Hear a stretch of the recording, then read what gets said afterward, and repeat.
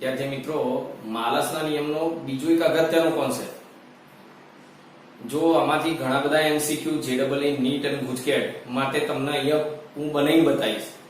તમારે બને ત્યાં સુધી યાદ રાખવાના કઈ ટેકનિકથી જવાબ આવ્યા અને ડાયરેક્ટ જવાબ શું આવે. ડાયરેક્ટ ના યાદ રહે તો રીત સાથે યાદ રાખજો, અને ના ખબર પડે તો વિડીયો રિપીટ કરજો એને, બરોબર. તો અને તો પણ ના ખબર પડે તો તમે કોમેન્ટ બોક્સમાં કોમેન્ટ કરજો, હું તમારી જરૂરથી હેલ્પ કરીશ. અને બને ત્યાં સુધી ચેપ્ટર 9 અને 10 બહુ જ ખૂબ જ સારી રીતે ડિટેલમાં જેડબલઈ નીટ સાથે મેં અહીંયા યુટ્યુબ પર મૂકેલા છે બધા વિડીયો. તો તમે બધા સારી રીતે વિડીયો જુઓ, બીજા વિદ્યાર્થીઓને પણ મદદ થાય એ માટે તમે એને સજેસ્ટ કરો અને સારા સ્કોર કરો એ હેતુથી જ આ પ્રયત્ન મેં કરેલો છે. તો જો અહીંયા તમને આવા પ્રશ્નો વારંવાર પૂછાતા હોય છે કે બે પોલેરોઇડ અમુક કોણે મૂકેલા હોય, એટલે હું લખી દઉં બે પોલેરોઇડ વચ્ચેનો કોણ, બે પોલેરોઇડ વચ્ચેનો કોણ.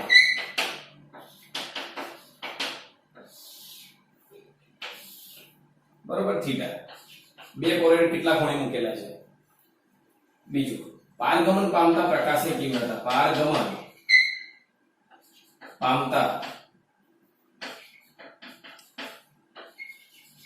પ્રકાશની તીવ્રતા. પછી પારગમન પામતા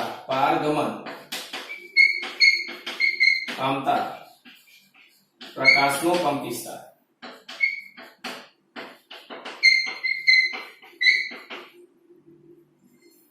ત્રણ બાબત અહીંયા લઈએ છીએ આપણે, અને સાઈડમાં અહીંયા પર્સન્ટેજ સાથે પણ લખીશું.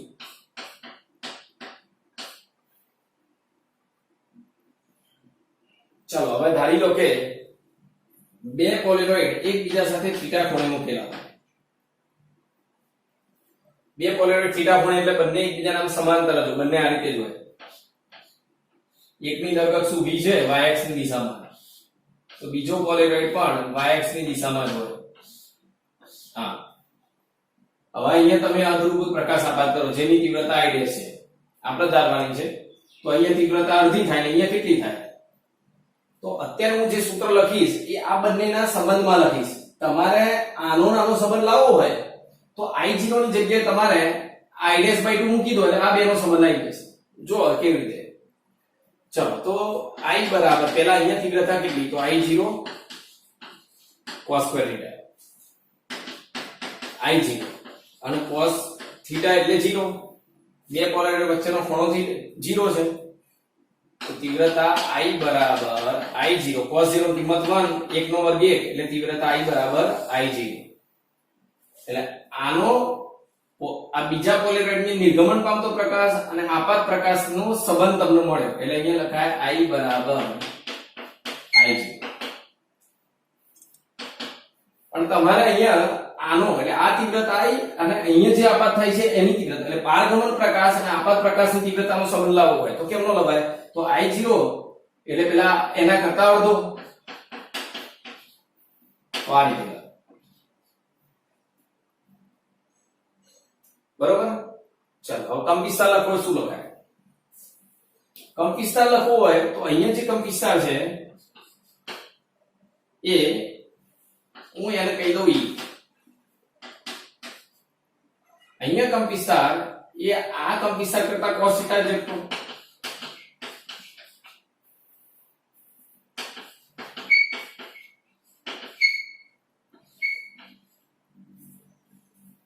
અહીંયા આ પોલેરોઇડમાં જે બહાર આવતો પ્રકાશની કંપવિસ્તાર છે એ E0 cos, આના કરતા cos θ ગણો છે.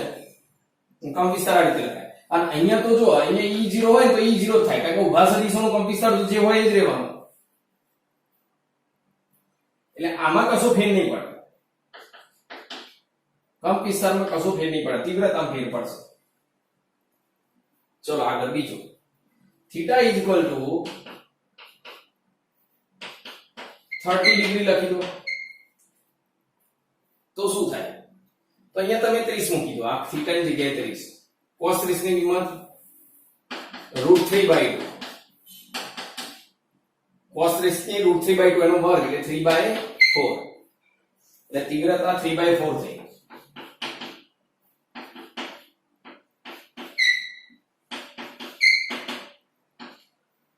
અને અહીંયા લખવું હોય તો 3/8, કારણ કે I0 ની જગ્યાએ I'/2 એટલે I'/2 લખીએ આમ. નીચે 4 હતા અહીંયા અને 2 એટલે 8 થઈ જાય. એટલે 3/8 I'.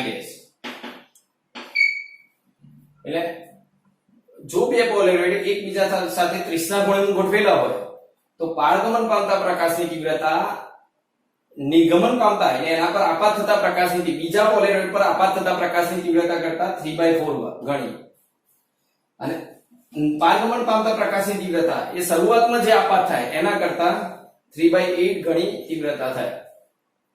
ધ્યાન રાખજો, બીજા પોલેરોઇડ પર આપાત પ્રકાશ R કહેવાય, પહેલા પોલેરોઇડ પર આપાત R કહેવાય. એટલે કેવો શબ્દ છે એના પર જવાબ લખાય. અને કંપવિસ્તાર લખવું હોય તો બસ આ સૂત્રમાં E બરાબર E0 cos 30. cos 30 ની કિંમત √3/2. એટલે કંપવિસ્તાર કેટલો થાય? √3/2 E0. એટલે આ કંપવિસ્તાર આના કરતા √3/2 ગણો થાય. બરોબર. હવે આગળ, જો બંને પોલેરોઇડ વચ્ચેનો ખૂણો 45 ડિગ્રી હોય તો શું થાય?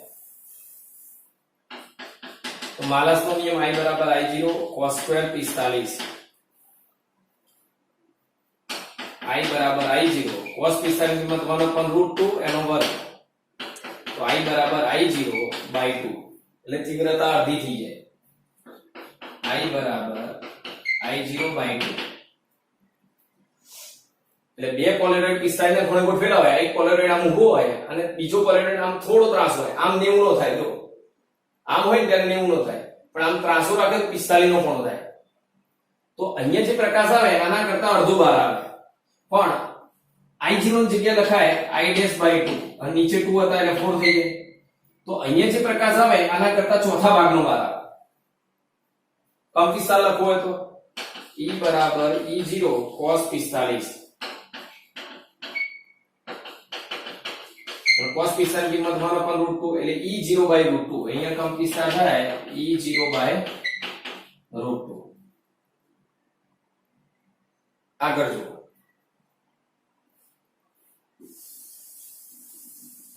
હવે બે પોલેરોઇડ એકબીજા સાથે સાઈડના ખૂણે ગોઠવાયેલા હોય તો શું થાય?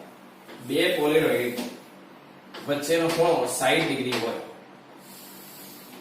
તો તીવ્રતા કેટલી? તો ડાયરેક્ટ આપણે લખીશું. જો cos 60 ની કિંમત અહીંયા જો માલસના નિયમમાં અહીંયા 60 લખી દો. cos 60 ની કિંમત 1/2 એનો વર્ગ 1/4 એટલે તીવ્રતા ચોથા ભાગની થાય I0/4. આ તીવ્રતા આના કરતા ચોથા ભાગની. પણ I0 ની જગ્યાએ I'/2 એટલે I0/8. અને કંપવિસ્તાર કેટલો થાય? તો જો અહીંયા cos 60 1/2 એટલે કંપવિસ્તાર અડધો થાય.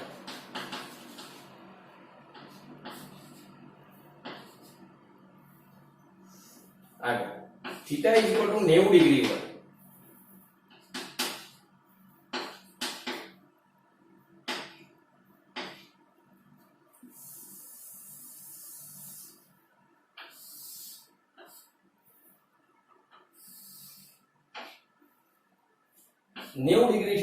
તો cos 90 ની કિંમત 0 એટલે તીવ્રતા બહાર આવે જ નહીં.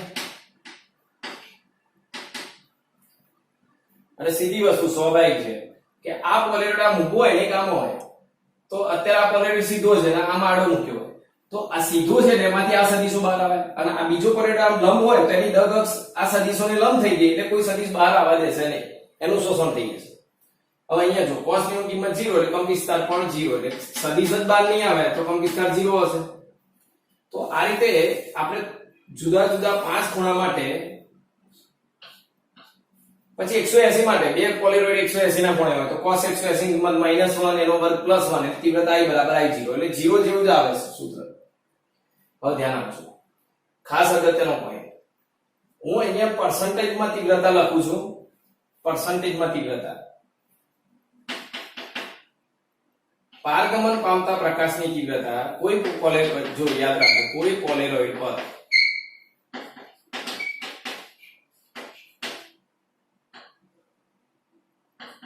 ધ્રુવીભૂત પ્રકાશ આપાત થતો હોય, તલ ધ્રુવીભૂત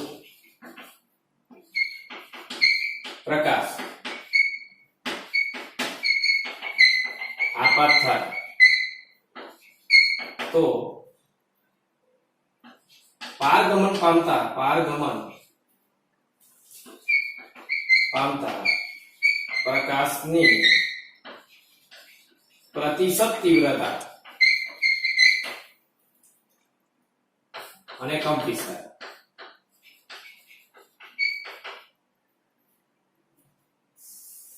પ્રતિશત તીવ્રતા અને કંપવિસ્તાર. જો વાક્ય શું કહેવા માંગે છે સમજો. કોઈ પોલેરોઇડ પર તલ ધ્રુવીભૂત પ્રકાશ આપાત થાય. આમાંથી આ કયો પોલેરોઇડ થાય બંનેમાંથી વિચારો તો. કોઈ પોલેરોઇડ પર તલ ધ્રુવીભૂત પ્રકાશ એટલે આ પ્રકાશ આપાત થયો તો એમાંથી જે બહાર આવતો પ્રકાશ છે પારગમન પામતો પ્રકાશની તીવ્રતા પ્રતિશત તીવ્રતા આની તીવ્રતા આના કરતા કેટલી એ શોધવાની છે. સમજો બરોબર. કોઈ પોલેરોઇડ પર તલ ધ્રુવીભૂત પ્રકાશ આપાત થાય તો પારગમન પામતા પ્રકાશની તીવ્રતા કેટલી તો આના કરતા કેટલી પ્રતિશતમાં એ શોધવાની છે. ચલો તો બે પોલેરોઇડ θ 0 ખૂણે છે તો આનો નાનો સંબંધ કેવો છે તો મહત્તમ તીવ્રતા છે. તો પ્રતિશતમાં કેટલી કહેવાય 100%. આ તીવ્રતા 100% થાય ગુણ્યા 100 જ કરવાના ખાલી. ચલો θ 30 નો ખૂણો મળે તો આનો નાનો સંબંધ શું હવે નીચે લખેલો છે 3/4 I0 I 3/4 I0.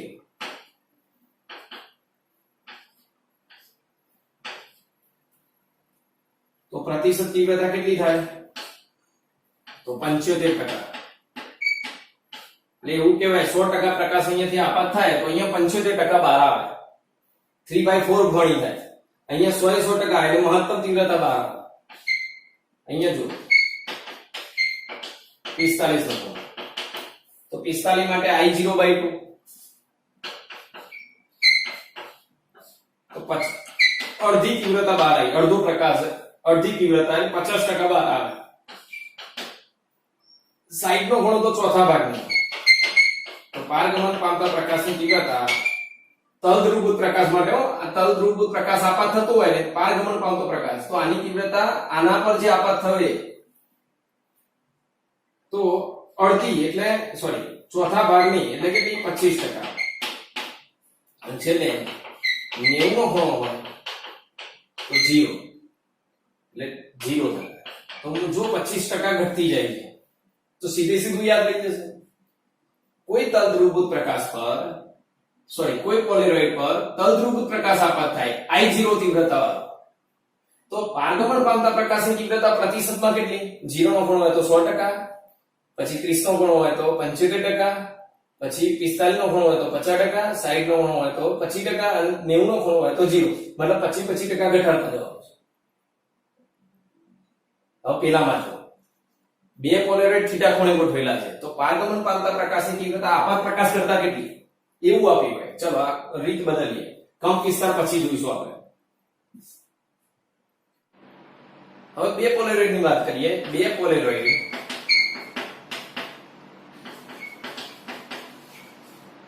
થીટા ખૂણે હોય ત્યારે પારગમન પામતા પ્રકાશની તીવ્રતા બે પોલેરોઇડ થીટા ખૂણે હોય તો પારગમન પામતા પ્રકાશની તીવ્રતા આપાત પ્રકાશ કરતા કેટલી એવું આપ્યું હોય કે આપાત પ્રકાશ I' છે તો પારગમન પામતા પ્રકાશની તીવ્રતા એના કરતા કેટલા ટકા થાય તો તમારે શું કરવાનું જો પહેલા θ 0 લખો તો આ તીવ્રતા પેલા કરતા કેટલી જુઓ તો અડધી એટલે 50%. 0 ના ખૂણે ચલો પછી 30 નો ખૂણો 3/8 I' એટલે કેટલી થાય તો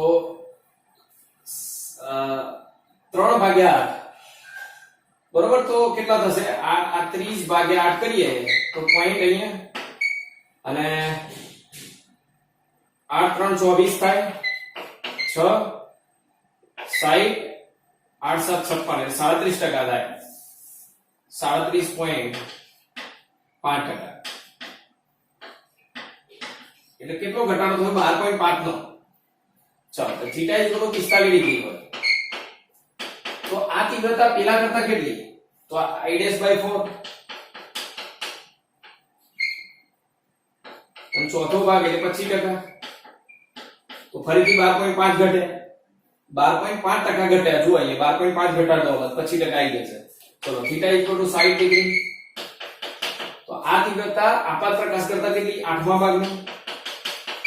તો આને 12.5 ઘટાડો એટલે 12.5 વધે એટલે 12.5%. અને છેલ્લે theta is equal to 90 degree એટલે તીવ્રતા 0 એટલે 0. તો જો એક સરળ, એકદમ સરળ રીત છે કે બે પોલેરોઇડ થીટા કોણે હોય અને એના પર આપાત થતા પ્રકાશની તીવ્રતા I dash હોય તો બહાર આવતા પ્રકાશની તીવ્રતા કેટલી? તો 0 થી શરૂ કરો તો 50% અને પછી 12.5 ઘટાડતા જવા. 30 ખૂણે 37.5, 45 ના ખૂણે 25%, 60 ના ખૂણે 12.5 અને 90 ના ખૂણે 0. અને પેલામાં કેવું હતું? આમાં એક પોલેરોઇડ પર તલ ધ્રુવીકૃત પ્રકાશ I0 તીવ્રતા વાળો આપાત થાય તો પારગમન પામતા પ્રકાશની તીવ્રતા આના કરતા કેટલી? તો પેલા 0 ના ખૂણે 100%, પછી 75, પછી 50, પછી 25 અને પછી 0 એટલે પછી ઘટાડવાનો. તો તીવ્રતા પર્સન્ટેજમાં આ રીતે શોધી શકાય. હવે કંપવિસ્તાર કેમનો શોધાય એ પણ જોઈએ. માલસના નિયમનો ઉપયોગ કરી પારગમન પામતા પ્રકાશનો કંપવિસ્તાર. વિદ્યાર્થી મિત્રો, હવે તીવ્રતાની જેમ કંપવિસ્તારનો ઉપયોગ કેમનો થાય? કંપવિસ્તાર પ્રતિશત ફેરફાર કેમનો ગણાય? જો આવી રકમ આપી હોય, કોઈ પોલેરોઇડ પર E0 કંપવિસ્તાર ધરાવતો તલ ધ્રુવીકૃત પ્રકાશ આપાત થાય તો પારગમન પામતા પ્રકાશની તીવ્રતામાં થતો પ્રતિશત ફેરફાર. સમજો કે તમે E0 તીવ્રતા કંપવિસ્તાર વાળો કોઈ પ્રકાશ પોલેરોઇડ પર આપાત કર્યો. તલ ધ્રુવીકૃત પ્રકાશ એટલે આ સ્થિતિ થાય. એટલે અહીંયા E0 તીવ્રતા કંપવિસ્તાર વાળો પ્રકાશ આપાત કરો તો અહીંયા કેટલો ફેરફાર થાય? મતલબ કેટલો કંપવિસ્તાર ઘટી જાય અને કેટલો વધે? ફેરફાર મતલબ થતો ઘટાડો, કેટલો ઘટાડો થશે અને કેટલો બાકી રહેશે? ચલો, થીટા ઇઝ ઇક્વલ ટુ 0 હોય તો કંપવિસ્તાર E બરાબર E0 cos થીટા. cos 0 મૂકે, cos 0 ની કિંમત 1, cos 0 ની કિંમત એની કિંમત 1 થાય એટલે E બરાબર E0 એટલે 100% કંપવિસ્તાર આપણને 12 મળે. તો ફેરફાર કેટલાનો થયો? તો ફેરફાર શું થયો? તો આ રીતે શોધાય. અંતિમ માઈનસ પ્રારંભિક ભાગ્યા પ્રારંભિક ગુણ્યા 100. તો કેવી રીતે શોધશો? જો E માંથી E તો E0 જેટલો હતો એટલે E0 માઈનસ E0 અપન E0 ગુણ્યા 100 અને E0 માઈનસ E0 એટલે 0 ગુણ્યા 100 એટલે 0%. મતલબ ફેરફાર પર્સન્ટેજમાં કેટલો થયો? કેટલો કંપવિસ્તાર વાળો સદિશ બહાર આવ્યો? 100% બહાર આવ્યો. પૂરેપૂરો સદિશ બહાર આવ્યો કંપવિસ્તાર વાળો, પણ ફેરફાર 0% થયો. મતલબ ઘટાડો 0% થયો. હવે આગળ હવે બીજો એક બતાવી દો, તમે બાકીના જાતે ગણી નાખજો. 60 નો ખૂણો હોય તો અહીંયા E બરાબર E0 cos 60 ની કિંમત 1/2 એટલે E0/2 એટલે 50% કંપવિસ્તાર વાળો એટલે આટલી તીવ્રતા વાળો સદિશ હોય ને આટલો, તો એનાથી અડધો બહાર આવે, એનો કંપવિસ્તાર અડધો થાય. એટલે પોલેરોઇડ માંથી બહાર આવતા પ્રકાશનો કંપવિસ્તાર કેટલો? અડધો એટલે 50% થાય. તો પછી ફેરફાર કેટલાનો થયો? 50%. તમારે ઘણું કેમનો ગણે? ફેરફાર મતલબ 50% નો ઘટાડો થયો. ટોટલ E0 આપાત કરે તો એમાંથી બહાર કેટલો આવે? E0/2 એટલે 50% બહાર આવ્યો. તો ઘટાડો 50% નો થયો. શોધવું હોય તો E માઈનસ E0 અંતિમ માઈનસ પ્રારંભિક નિર્ગમન પામતો કંપવિસ્તાર બહાર આપાત થતો કંપવિસ્તાર ભાગ્યા આપાત કંપવિસ્તાર અંતિમ માઈનસ પ્રારંભિક ભાગ્યા પ્રારંભિક. હવે E ની જગ્યાએ શું લખાય? E0/2 માઈનસ E0 અપન E0 ગુણ્યા 100. હવે અડધામાંથી એક બાદ થાય. જો E0/2 માંથી એક E0 એટલે અડધામાંથી એક એટલે અડધો. E0/2 માઈનસ થાય અને બાય E0 એટલે માઈનસ 1/2 ગુણ્યા 100 અને એને માઈનસ 50% આવે એટલે 50% નો ઘટાડો થયો. ફેરફાર 50% જેટલો ઘટ્યો. તો આવું કોઈ પણ માટે ગણી શકાય. એટલે ટેબલમાં તમે ગણીને આ રીતે લખી નાખો.